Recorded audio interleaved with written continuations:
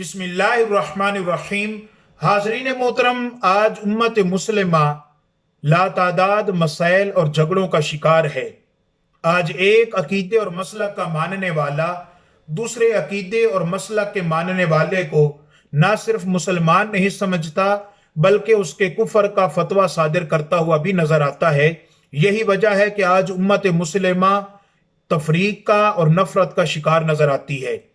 آج ایک مسلک کا ماننے والا دوسرے مسلک کے ماننے والے پر امام حسین علیہ السلام کا قاتل اور دشمن ہونے کا فتویٰ صادر کرتا ہے، تو دوسرا مسلک کا ماننے والا پہلے مسلک کے ماننے والوں پر امام حسین علیہ السلام کا قاتل اور امام حسین علیہ السلام کا دشمن ہونے کا فتویٰ صادر کرتا ہوا نظر آتا ہے۔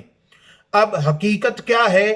آج کی اس گفتگو میں تمام دوستوں کے لیے اور تمام مسالک کے ماننے والوں کے لیے ایک دعوت فکر ہے اور سوچنے کی بات یہ ہے کہ آج کے دور میں امام حسین علیہ السلام کا اصل قاتل اور دشمن کون ہے؟ حاضرین محترم، حسینیت اور یزیدیت یہ دو کرداروں کا نام ہے، یہ دو نظریات کا نام ہے، یہ دو فکروں کا نام ہے، یہ دو راستوں کا نام ہے۔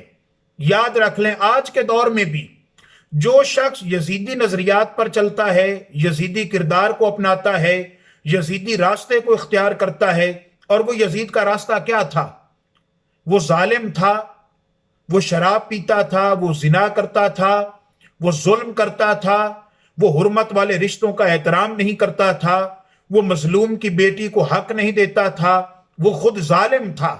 تو آج کے دور میں بھی جس شخص کے کردار میں یہ چیزیں نظر آئیں، چاہے اس کا تعلق کسی بھی مسلک سے ہو، چاہے وہ حسینی ہونے کا ہی دعویٰ کیوں نہ کرے، جو ظلم کرے گا، شراب پیے گا، نشہ کرے گا، زنا کرے گا، غریب کی بیٹی کی عزت نہیں کرے گا، سود کھائے گا، حرمت والے رشتوں کا احترام نہیں کرے گا، امت مسلمہ میں نفرت پھیلائے گا، اقتدار کے لیے جھوٹ بولے گا، بدامنی پھیلائے گا، آقا علیہ السلام کی امت کی خیر اور بھلائی کا نہیں سوچے گا، تو یاد رکھ لیں، چاہے اس کا تعلق کسی بھی مسلک اور عقیدے سے ہے، وہ امام حسین علیہ السلام کا قاتل اور دشمن ہے۔